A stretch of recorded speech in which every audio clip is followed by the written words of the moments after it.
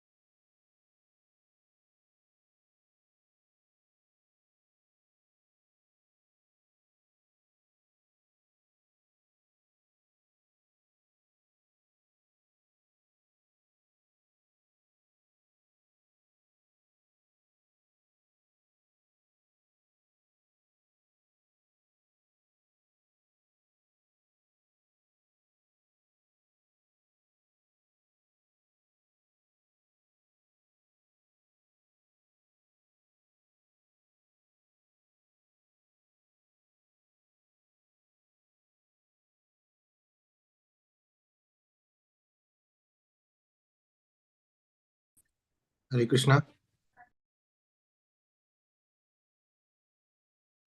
It stopped, I think. Oh, I thought it's just my internet connection. Oh, Maybe Prabhu is not here, I think. Yeah, it's not. meeting is left by them. Oh, yeah. Check the YouTube stream.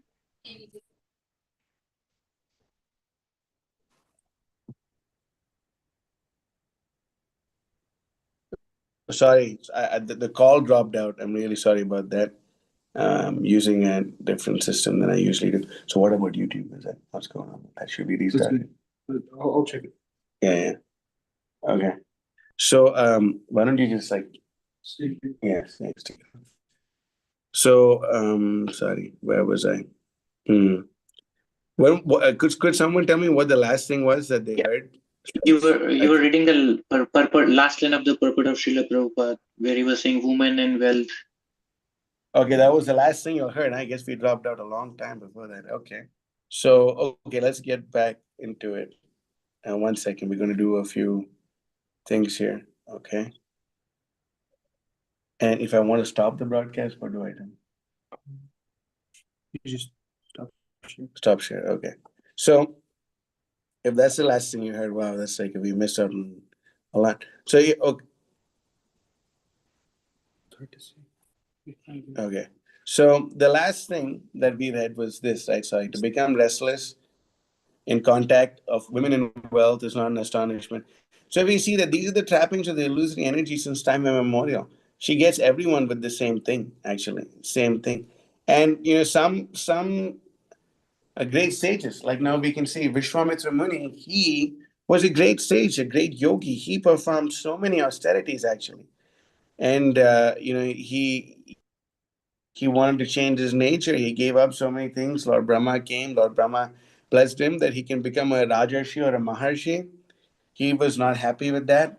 and then he wanted something more, and then he was aspiring to be a Brahmarshi, and he didn't want to be satisfied until that. And Menaka came, and then he didn't perform a sadhana for 10 years. So this is a very common thing, actually. This is like the most common trapping of the illusory energy. And we see that this illusion is what most living entities are stuck in since time immemorial, right? We can even see in the Srimad Bhagavatam. Let me see if I can pull this up. Chandra, can you help me with this? It's not. In the Bhagavatam, Canto 5, Chapter 5, text number 8, Rishabdev says, Pumsasya mutani bhavametam tayoraho hridaya granthimahu ato grihashetra sutapta vitai janasya mohoya mahamamiti. So he says that the most the attraction between male and female is a basic principle of material existence. On the basis of this misconception, which ties together the hearts of the male and female, one becomes attracted to this body, home, property, children, relatives, and wealth. In this way, one increases life's illusions and thinks in terms of I and mine. And Prabhupada says, sex serves as a natural attraction between man and woman. And when they are married, the relationship becomes more involved. Due to the entangling relationship between a man and a woman, there is a sense of illusion whereby one thinks, this man is my husband or this woman is my wife. And this is called Hridaya Granthi, the heart knot in the heart. This knot is very difficult to undo, even though a man and woman separate either for the principles of varnashram or simply get a divorce. Right? So Prabhupada goes on to say as to how much this is so entangling that it's not a joke actually to get rid of this desire for, as Bhaktisiddhanta Saraswati Thakur is pointing out to us here, if you're not falling victim to the ferocious tigers of wealth, beauty, and fame. Right? Because what do you get? So ultimately, what's the whole point of wealth, beauty, fame? What are you trying to get? What are you trying to achieve when you get all these things? You're simply trying to attract the opposite sex. Everything that everyone does in this material world is to attract the opposite sex. Because for a man, he looks at a woman a little differently, as a different. For example, he looks at a woman as a object of sense pleasure who can gratify his senses and cook very nicely and do all these things and make sure the home is very nice and talk sweet, pleasant words to him. But we've seen, and so we've heard, is that that's usually not the case. And the woman looks at the man as a person who is there. He's going to provide like a big house. He's going to provide like this and that for me and take care of me like this and take care of me like that. That's how a woman looks at a man usually. And we see that no matter how much we try sometimes to satisfy the other person, the satisfaction is just not received. But we see one who is truly a Vaishnava, who's given up the habit of falling victim to the ferocious tigers of wealth, beauty, and fame. But if one person gives this up, such a soul is factually detached from family life. A person is actually very brave that he's given up his attachment to the material energy. That is very amazing. And then he's a pure devotee. And we see that sometimes, we've come across great souls like my own spiritual master. I've seen him, that, he is not attracted to wealth, beauty, fame, none of these things. Then ultimately, it's very easy actually, especially if you're in a spiritual position, if you're in a position of a spiritual leader, it's very easy that if you were to pander to the needs of your followers, if you were to pander to the needs of people, many people will come and fall at your feet. But if you speak the absolute truth, then people will not fall at your feet. People will actually ask you to go away, get out of here. We don't need you. What kind of nonsense is this? Hey, Bhaktisiddhanta Saraswati Thakur also, he was criticized that this chopping technique. That's what he called it. He called it the chopping technique. He said that this chopping technique which we are using, that's actually what is removing the anarthas of the people. But if people are not willing to take this kind of correction, they say, oh, if you just were to be a little kind. Actually, one person came up to a disciple of Bhaktisiddhanta Saraswati Thakur and told him, my dear brother, if your Guru Bhaktisiddhanta Saraswati Thakur, but just to be a little compromising, if he were to just allow people to like eat fish or like indulge in their sense gratification and do all this, the whole of India would come and bow down to him. Now the whole of India would come and bow down to him.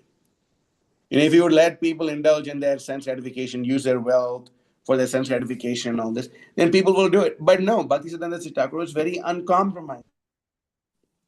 He was very uncompromising. That's why if you look at verse number 4, he says, verse number 3, over here, he says, Tomara kanaka bhogera janaka kanakera dvara seva hamadhava.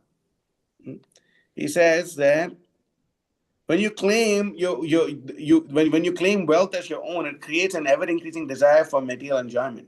Your riches should be used for serving Madhava, the Lord of all wealth. Neither is it your proper place to indulge in lust for women, whose only true proprietor is Lord Yadava. So we see this, that Bhaktisiddhanta Saraswati Thakur was not compromising. Right? We see that Bhaktisiddhanta Saraswati Thakur, he also, he would ask his disciples, yes, he would suggest it'll be nice if you give 50% of your income for the propagation of Krishna consciousness, as like the same principles of Rupa Goswami. And then there's one such disciple of Bhaktisiddhanta Saraswati Thakur, Professor Sanyal, who whatever money he would earn, he would come and he would give the whole money to Bhaktisiddhanta Saraswati Thakur, and he would ask Bhaktisiddhanta Saraswati Thakur to give a part of whatever that money is that Bhaktisiddhanta Saraswati Thakur would think he would need to maintain his household. That's how surrendered the disciples were, Bhaktisiddhanta Saraswati Thakur.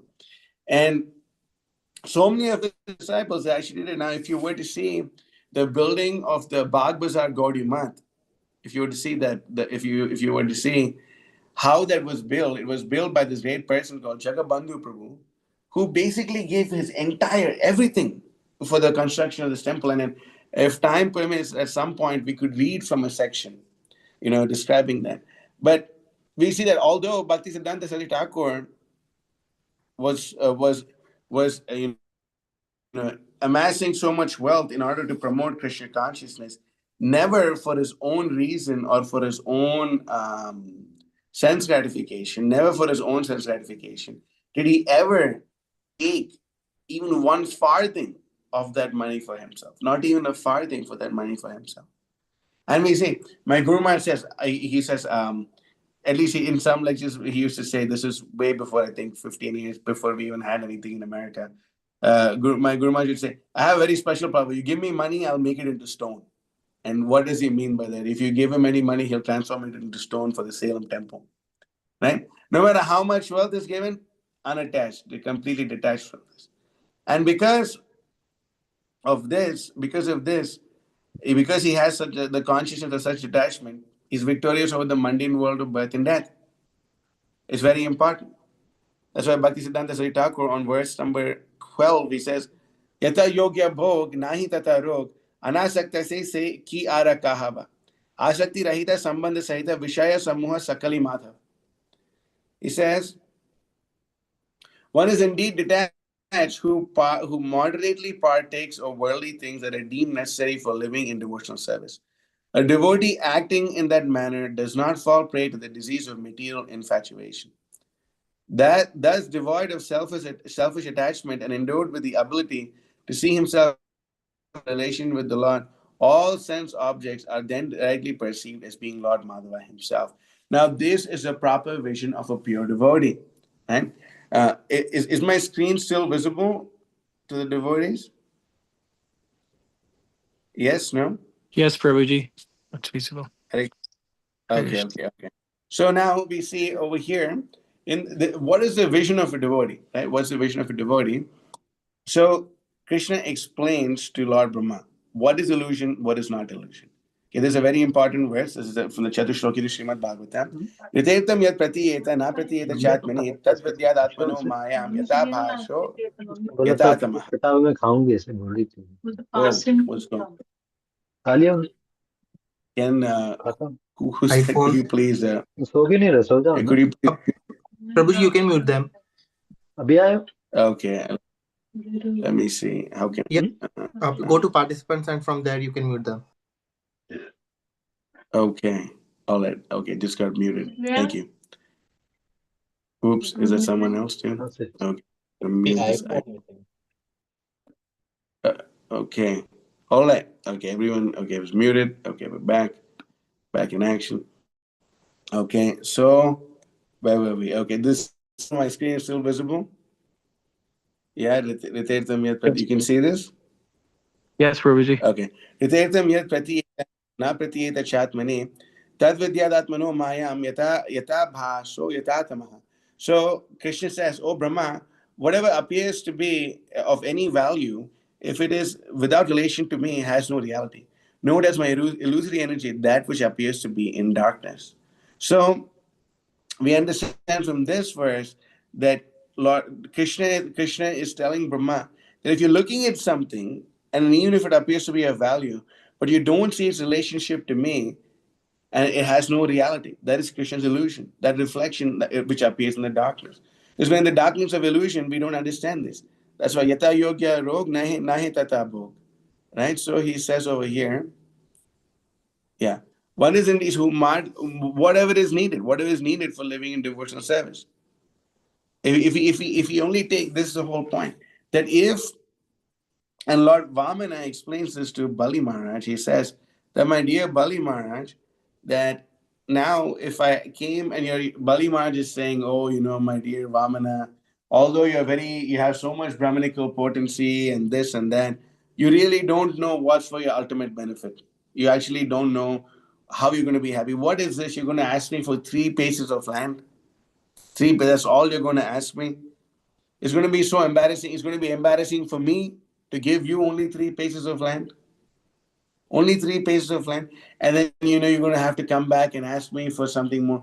But, if you ask for me, if someone once comes to me for charity, they should never go to anyone else for charity. No one else they should go for charity. Only come to, once why are you asking me for, I can give you a whole planetary system. And then Vamana tells him, my dear Bali Maharaj, that if a person is not satisfied with their bare necessities, then there'll be no limit to their greed. Now, if you give me one planetary system, I may want more planetary systems. There'll be no end. There'll be no end. So I request you to just give me 3 paces of land. He says this. So we see whatever is needed to keep body and soul together. That's why Krishna's the Veda Vyas in this Bhagavatam, he says, Kamasya nendriya pritir labho jiveta yavata jivasya tattva jignasa nato yashiha karma bihi. So we see over here, it's a very important verse, Prabhupada would quote it often. The verse says, life's desire should never be directed towards sense gratification. One should desire only a healthy life of self-preservation, since a human being is meant for inquiry about the absolute truth.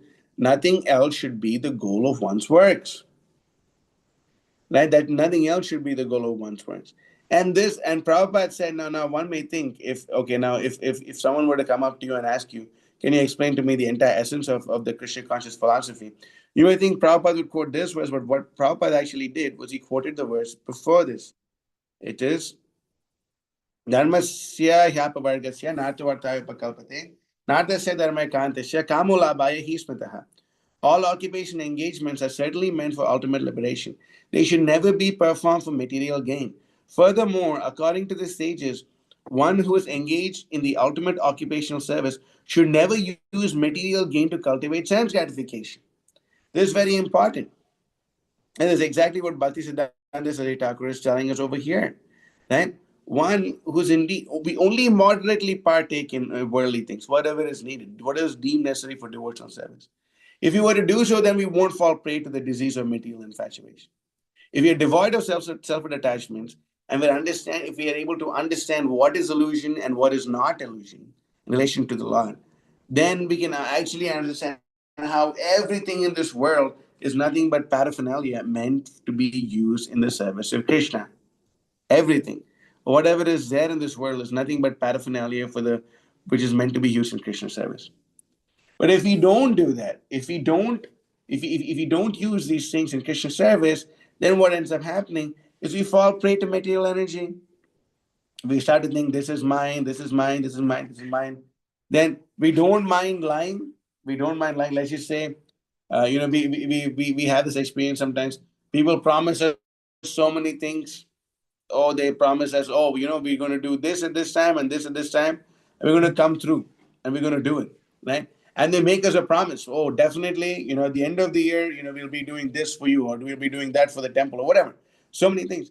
But then we are so attached that we don't mind lying. We have no problem lying. That's why, if you see in the 8th canto, 20th chapter, Balimar surrenders. Okay, now look at this. Now, this is something in Prabhupada's books which we should be very scared about, right? To lie or fail to honor a promise given to a brahmachari is never proper.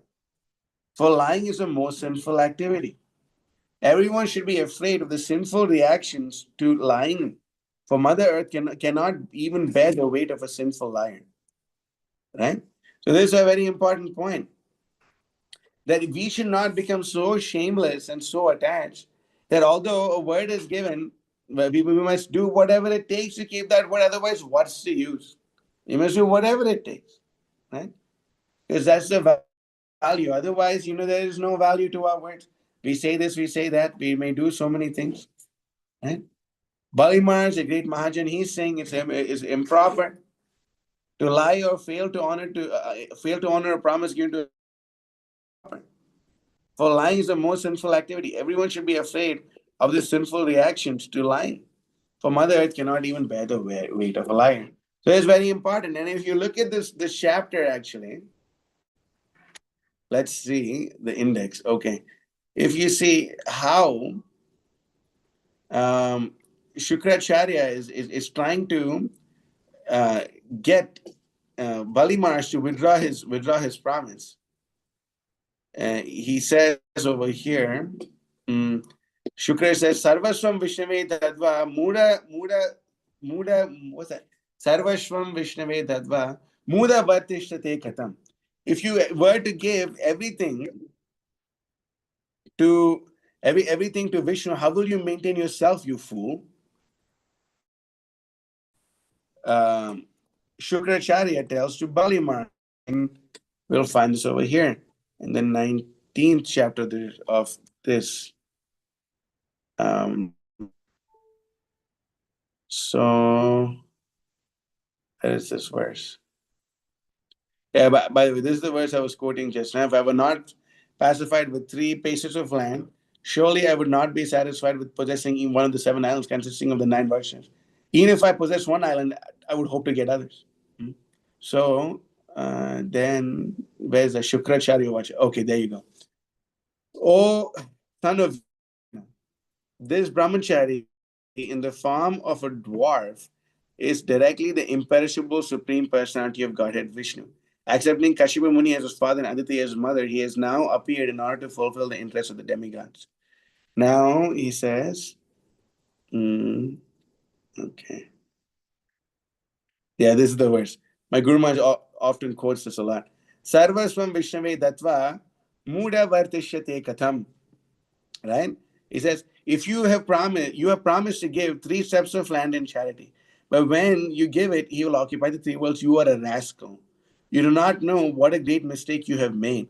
After giving everything to Lord Vishnu, you will have no means of livelihood. How then shall you live? Right? He's asking him this question.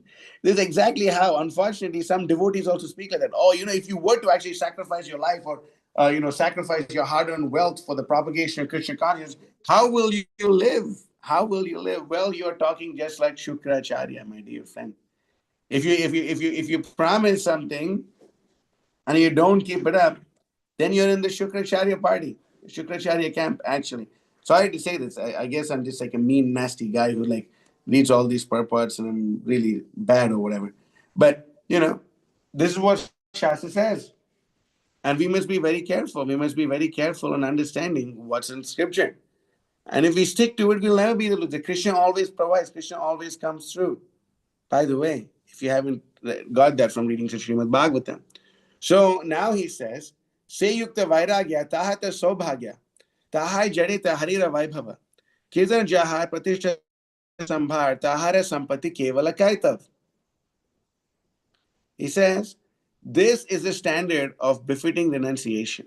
And one who realizes this is most fortunate indeed. Everything involved in such a devotee's life represents Lord Hari's personal spiritual opulence as manifest in the world of matter. On the other hand, one who engages in chanting the Lord's names with hopes of enhancing his own material reputation finds that all his activities and paraphernalia represent only the riches of hypocrisy. Now, this is so heavy. Bhaktisiddhanta Saraswati Thakur is so heavy. He's so uncompromising. So uncompromising. Right? It's amazing what he's saying here. It's amazing. If you don't do that, if you don't perform this kind of renunciation, then and like we chant the holy names, enhancing our own material reputation, and all this. It's simply hypocrisy, right? A person may make a show of having a great service attitude, Oh, this, that, and the other thing. Such a great service attitude. But when it comes time, if you actually come and start to poke at their attachments, then you'll actually see, oh, where is this person surrender? That's what the Guru does actually. The Guru will poke at your surrenders. He'll poke at your attachment, sorry. The Guru will poke at your attachment to see if you're actually attached to his lotus feet or you're actually attached to your own mundane ideas. This is a very heavy thing. I'm sorry, I'm saying what's in Shastra, I'm saying what the Guru does. And we've quoted this verse a million times. We can quote it again because, in order to help one understand our situation here, what does a sadhu do? The Krishna says to Uddhava, he says, Tato dusangam utsrijya satsu sajjeta buddhiman santa eva shichindanti mano vyasangam muktivihi. Let me see if I can remember the verse number properly. Okay, wow, I actually did for the second time. Tato dusangam utsrijya satsu sajjeta buddhiman santa eva shichindanti mano vyasangam muktivihi. What does a sadhu do? Okay, first, let's see. An intelligent person should therefore reject all bad association and instead take up the association of saintly devotees. What does a saintly devotee do? Whose words cut off excessive attachment of one's mind. Our mind has so many excessive attachments. We are excessively attached and obsessed with some material object. But excessively attached to some kind of sense gratification which doesn't exist. We think that if we were to somehow or the other fulfill our material desires, hold on to our material desires, we will be happy, but we will not. We need to understand who are we and how we can serve him. How many lifetimes will we be attached to wealth, beauty, and fame? How many lifetimes? How many times you want to go on this merry-go-round of repeated birth and death? If you don't give up your material desires, what is going to happen? You're chanting Hare Krishna, you're following the four regulative principles, and you're holding on to your material desires. What is going to happen? Well, you're going to go to the heavenly planets. You're going to go to the heavenly planets, and there is no ecstatic bliss like there is on this planet. That's why Prabhupada are lining up to take birth in this human realm in order for them to participate in Lord Chaitanya's Sankirtan mission. That's why my Guru Maharaj has this lecture called Message to the Demigods. And in that lecture, he's speaking about how, okay, great, some of you may have come down, but you've come down with your enjoying mentality. We see so many of these cool rock star kirtaniyas with their beards and all this. Beards, mini skirts. Anyway, I don't want to say other things, but I guess you get the point. He says the same thing over here, Bhaktisiddhanta Saraswati Thakur. On the other hand, one who engages in chanting the Lord's name with hopes of enhancing his own material reputation finds that all his activities and paraphernalia represent only the riches of hypocrisy. Now you say that, we ourselves, let's just say, we are making promises, we're doing all these things, but, this Bhaktisiddhanta Saraswati Thakur would often say this. I'm paraphrasing, but he would often say that my my devotion is for Krishna, right? My devotion is for Krishna. Can you like unshare this thing? Screen? Yeah. We can just get back to, yeah. So he says, Bhaktisiddhanta Saraswati Thakur always say this. He would say, my devotion is for Krishna. What is this? Oops. Okay, can you hear me still? Everybody still here? We're good? Yes. Yes, Okay, yeah. Prabhu. So Prabhuji. Bhaktisiddhanta Saraswati Thakur would often say, my devotion is for Krishna, but my money is for me. Right? Bhaktisiddhanta Saraswati Thakur would almost say this so many times. My devotion is for Krishna, but my money is for me. So now, if you were to have such a mentality and attitude, we're going to be stuck in this material world. That's exactly what the demigods want. I will do this and that, but I'll still hold on to my material desires. But then what does Krishna say in the Bhagavad Gita? Traividya mam sama paputa papa yagyan ishwasvargatim pratayante te punya masade surendra lokam ashranti divya tetam bhuktva swarga lokam vishalam shine punya martya lokam vichanti evam tai dharma anuprapanna tatagatam kama kama labhante. Krishna says that so many people, they perform all these pious activities, they go to the heavenly planets, and you have Swarga Lokam Vishalam. Very piously, you can enjoy in the material world. You enjoy so nicely in the material world. In the heavenly planets, you enjoy like this, you're Indra, and this and that. And you can imagine you're enjoying.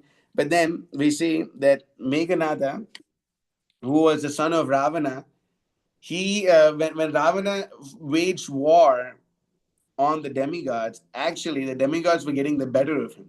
But then his son Meghanada became invisible and entered into the ranks of the enemies, and he started shooting arrows at all the demigods, and he completely overpowered Indra. And then he went and he captured the king of heaven, which we may deep down, if we were to look, and we may want to covet such a position. He goes down and he captured the king of heaven and brought him back as a slave to Lanka. He brought him back as a slave. And therefore, he got the name Indrajit, because he conquered over Indra and made him his slave. So we may think, okay, fine, the heavenly planet sounds good. All this pot washing that I'm doing, maybe like, for all this pot washing. And let me see, I did some pot washing during Kartik Mas, and it was also Ekadashi that day. So I really cashed in that day. Maybe I can spend like a few months with Ramba, maybe, right? Or like whatever you may think, whatever it may be, who knows, right? You may think, I'm going to like have fun in that Gandharva concert. Or, you may not even be thinking like that. But these desires are there deep down. They're deep down. If you were to dig in and dive in and actually see, it is very heavy. It's all very heavy. It's a very, very heavy situation and scenario. That's why Bhaktisiddhanta Saraswati Thakur, he says, he warns us, be careful. We must not have the mentality that my devotion is for Krishna, but my money is for me. We should never, ever have this kind of a mentality. Because if we do, then we will fall prey to these illusory things. We'll fall prey. That's why we listen from sadhus like Bhaktisiddhanta Saraswati Thakur and those who write phenomenal books like Bhaktisiddhanta Vaibhava. And Srila Prabhupada himself, we listen to devotees like that and see if we can repeat their words. And the more we repeat their words, the more successful our life is. That's why he says, Vishaya Mumukshu, Bhogera Bhubukshu, Dui Tejaman, Duya Vaishama, Krishna Sambandha, Aprakrita Skanda, Kabu Nahitaha Jadera Sambhav. He says, oh mind, please reject the company of two types of persons. Those desiring impersonal liberation of the material world and those who desire to enjoy the pleasure of material sense objects. Both of those are equally non-devotees. The things that are used in relation to Krishna are objects belonging directly to the transcendental realm, and thus having nothing to do with matter. They cannot be either owned or forsaken by persons in mundane enjoyment or renunciation. So we should remember this, that there's two types of people who will actually come and destroy our spiritual life. Those desiring impersonal liberation from the material world, which, the thing is, we think, come on, I'm like, I'm going to the temple and I'm doing all these amazing things. And what's the problem? I don't think I'm going to be influenced by I'm going to be influenced by any material desire or something like that, especially not a desire for impersonal liberation. But be careful. Rupa Goswami once says, Anyabhilashita shunyam jnana karma dinavritam anukulyena krishnanushilanam bhaktirottama. Right? He wants us that we must perform pure devotional service, which is freed from the desire for jnana and vairagya. We should be performing such amount of devotional service. But if we are not performing this devotional service, we will be stuck in this material world. We will think, oh, this material world is so nice. I can enjoy this material world so nicely. So many wonderful things are there here for my enjoyment. Or we may get really fried out. Oh, I'm sick and tired of this garbage, material existence. Let me just get liberated. We may just want moksha. Sometimes, because we are so foolish, we may get completely battered by the illusory energy. And we may think that, dude, it's like much better if I just were to stop all this nonsensical material life, and if I can just go back to just merge into Brahman or whatever. We may have all these desires. We must be very careful. But the Prabhupada and the Bhagavatam, actually, Bhagavatam himself wants us. He says, Bhagavatam says, Mahat Sevam Dwaram Ahur Vimukte Tamo Dwaram Yoshitam Sangi Sangam. Right? Bhagavatam itself says, be careful of what? Of these two things. What should you do? Firstly, you should be. This is 5, 1, 2. Okay, I'm doing pretty good with the verse numbers today. Huh? Mahasevam dwaram ahur vimukte samodvaram yoshitam sangi sangam. Mahantaste samachitta prashanta vimanyava sukhda sadhavoye. One can attain the path of liberation from material bondage only by rendering service to highly advanced spiritual personalities. Now, the verse goes on to say, okay, here, for those who are not interested in such activities, who associate with people fond of women and sex, the path to hell is wide open. This is very important. The path to hell is wide open. For those, that's why the Bhagavatam over here says, look at this. Where's that? Yoshitam Sangi Sangam. Yeah, there you go. Right there, the Bhagavatam says, it says, Stamo Dwaram Yoshitam Sangi Sangam. Right there. That one must be careful of associating with sense gratifiers. For those who associate with people fond of women and sex, the path to hell is wide open. So we must be very careful of associating with such people. Why? Because they will drag us down into material existence. We must think, oh my goodness, what is going on? And how that is just someone who goes to the brothel or something like that? No. One who's too attached to his wife. One who's too attached to his children. One whose main attachment in life is family and not Krishna, not the lotus feet of Krishna. So surrender to Krishna is not such a cheap thing. So we should understand whatever we are using, we should use it in the Krishna service. We should use it in Krishna service.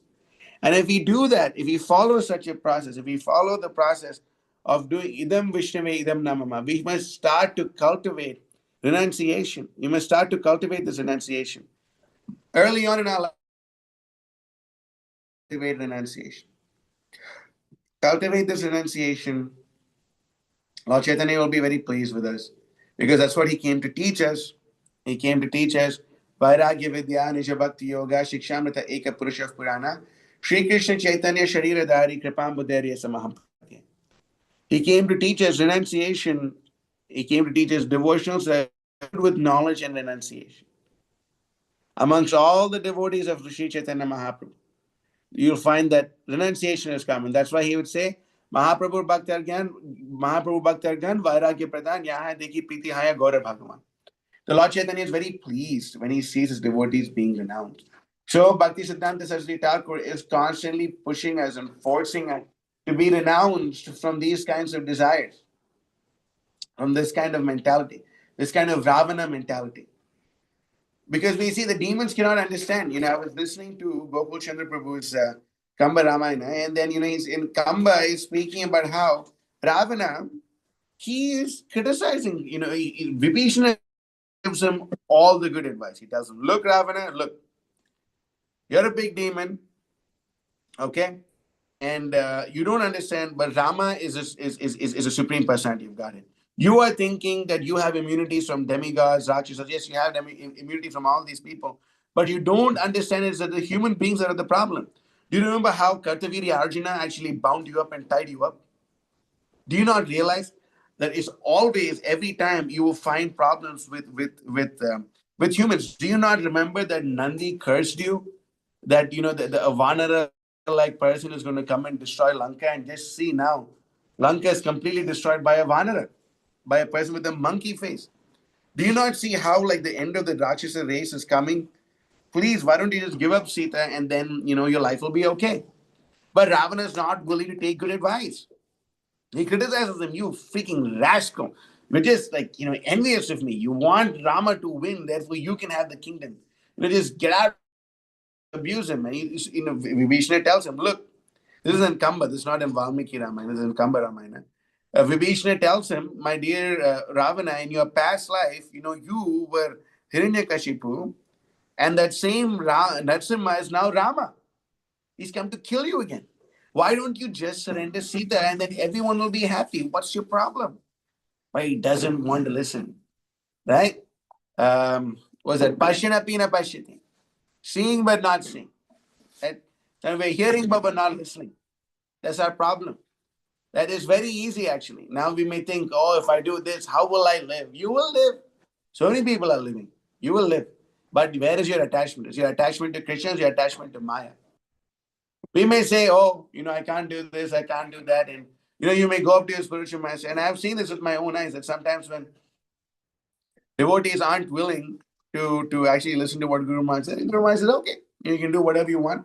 And the devotee walks out of the room thinking, I convinced Guru Maharaj. But that's bogus. You didn't convince anyone. It's just that what can Guru Maharaj do? You're not going to listen to him. So he's just going to let you be the way you are. As at least you're chanting Hare Krishna. That's fine. So we should understand these points. This is not it's not something very cheap, actually. The master will always give us instructions which we'll have to push through. We'll have to push through. It's not that spiritual life is not very easy. Spiritual life is simple, but it's not easy. Spiritual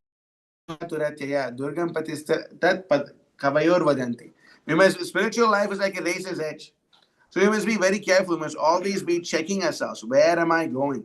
Am I actually going the right direction? Am I not going the right direction? Am I falling prey to my senses? Am I falling prey to all these allurements which are there in this material world?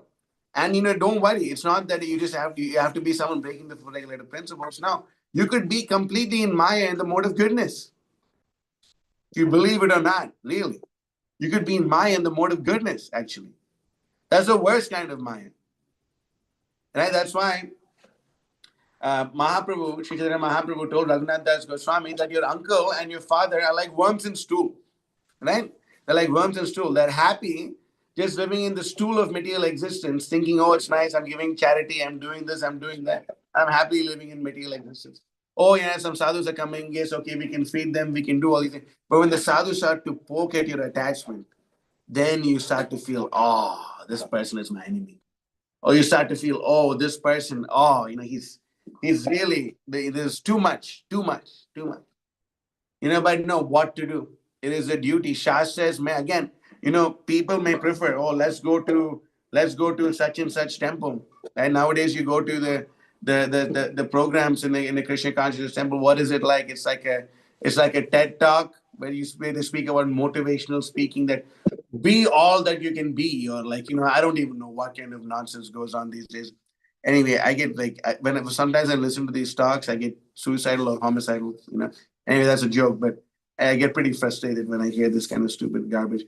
But they say nowadays there's one person, he's memorized the whole Bhagavad Gita and he's this and that, but he just talks about, I don't know, some kind of, 3 things that women have to know about men, and all this kind of stupid stuff. Like, what's wrong with you, man? But you see, you go to the Sunday feast and it's like a TED talk, and then you have like a rock concert, and then you have a vegetarian feast, and then you can find a vegetarian girlfriend. Or, it's like, oh, we're more pious, Prabhuji. We just go for the TED Talk and the rock concert. But anyway, if the sadhus that you're listening to are not poking you and forcing you to give up your material desires, you are being cheated. It's called wholesale cheating. Bhaktisiddhanta Saraswati Thakur called it a mutual admiration society of dupes. We're being duped by each other. You can come together, you'll make a nice circle, you'll form a nice circle, and like, yeah, anyway, these brahmacharis are these nasty fools, that's what they always are. And like, you can't take them so seriously, and how long will they last? And we've heard so many things like this. But the truth has to be spoken. Someone has to speak it. So if we have to speak it, we can't just wear a saffron cloth and have a thread as decorations on our body. It's like being a warrior and like not fighting. When it's time for the war, it's like these are not just decorations. We have to preach the absolute truth, and these have to cut us deeply. So deeply, we have to go through our material attachments, and that is what the words of Bhaktisiddhanta Saraswati Thakur are doing. And I think in 2 sessions we could go through the next 5 verses. We stopped at verse number 14. We'll have 15 to 19. Let's see how much we can cover on Wednesday, and then that'll be that. If after Wednesday, then we'll be off on the marathon, and then Dave will go on like that. But anyway, let's see what happens next. I'll stop the class over here. If there's any questions or comments or protests, we could take them now. Anyone have anything they would like to ask in this regard?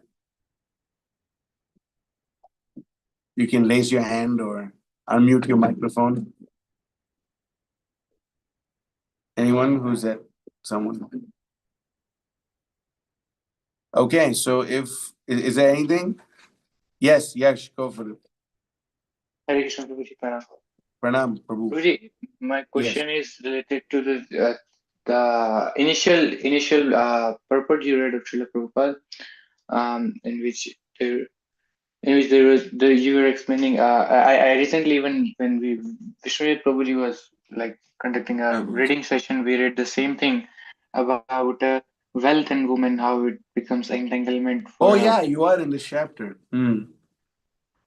So when we were reading that, so Prabhuji, at the same time we said, I heard this many times, that in the Vyasadeva, somebody asked Vyasadeva which age is the best and which ashram is the best, and Vyasadeva gave totally opposite answers, like Grihasthashram is the best and Kali Yuga is the best. Wait a minute. Wait. No, let me tell you what he said. Okay, so what he said.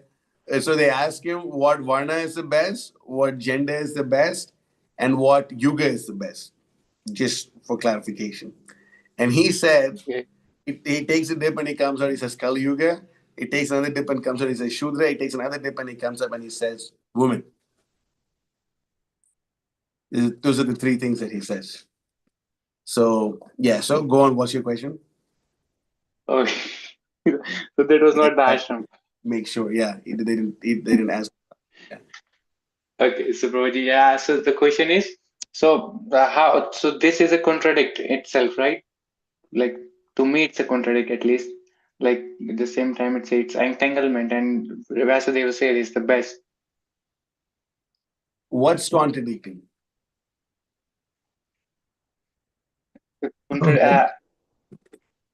It's probably like I don't know in which sense, like Vyasadeva said which gender is the best, and like how is it? It's explained, right? He says that the reason the women are the best is because they don't have to. Anyway, these days it's hard to explain to some of these fools, but they don't have to like do much. They just have to serve their husband in Krishna consciousness, and just the minute a woman gets married to a man, she gets 50% of all her husband's Krishna conscious activities and all the benefit and all this.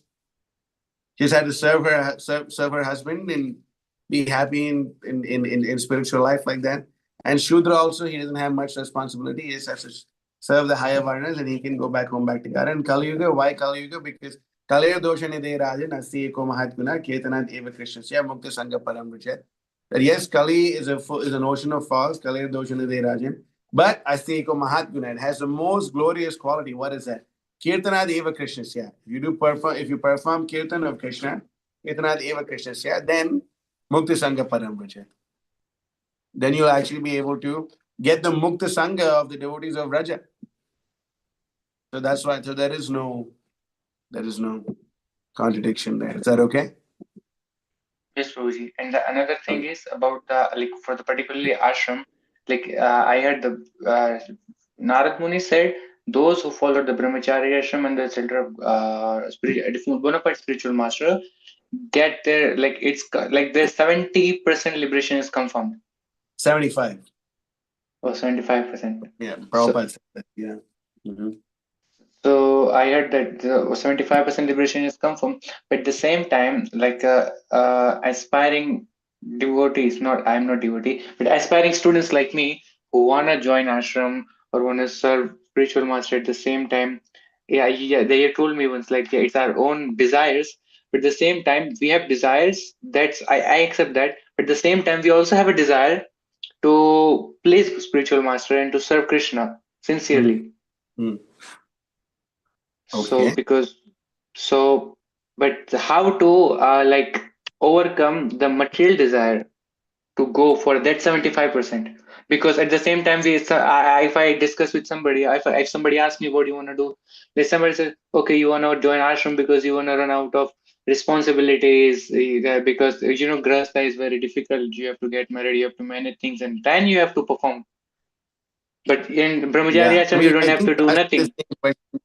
You asked me the same question when I met you, and I told you when you met me, and I told you, I just said it's common sense. You asked me what inspired you to be a brahmachari. I told you common sense, right? It's just common sense. It's not like such a big thing. But Chanakya Pandit did say that if you're constantly thinking of whether or not to get married, you should get married. For a brahmachari, there's no question actually. If you're constantly thinking, oh, whether I should do it, should I not do it, should I do it, should I not do it, better you do it. Because like if you should have that renunciation, you should have that determination. Once you make up your mind, you go for it. That's it. There's no questions about it. That's devotional service. You need to have single-pointed attention to perform devotional service. If you don't, to perform whatever. But if you're constantly thinking, oh, should I not, should I not, then it'll be horrible. And the worst thing is, karmendriyani samyamya yasya manasasmaran indriyatan vimudatma mityachara uchite. The worst thing is to be in the brahmachari ashram, but then contemplate the objects of the senses, especially the opposite sex. Then you become a mityachari. That's why we must be very careful. Better to be a grihastha than be a mityachari, or a be a brahmachari, but actually be a mityachari on the inside. So if you're having so many doubts, then don't do it. But if you make up your mind, then do it, no matter what someone tells you. But this mental platform is not going to help. It's actually womanly nature. Stop being a mental fool. You make up your mind, you decide, and you go for it. And that's it. It's a very simple thing. And we can talk more about that later. Is there anything else from anyone? Thank you. No problem. Anything else? You can raise your hand. Okay, all right. So thank you all for your kind attention. Sorry I was 15 minutes late, so I guess it went 15 minutes later. And yeah, so thank you. So we'll see all of you on Wednesday. And also, if anyone wants HD pictures of His Holiness Bhakti Vikas Maharaj in order to print out for the Vyasa Puja or whatever, I'll just share a link on the groups, and then you could use it if you so desire. Okay. So thank you all for your kind attention. I will see you again on Wednesday. All right. Hare Krishna. Vancha kalpatarubhyascha kripa sindhubhyeva cha patitanam pavani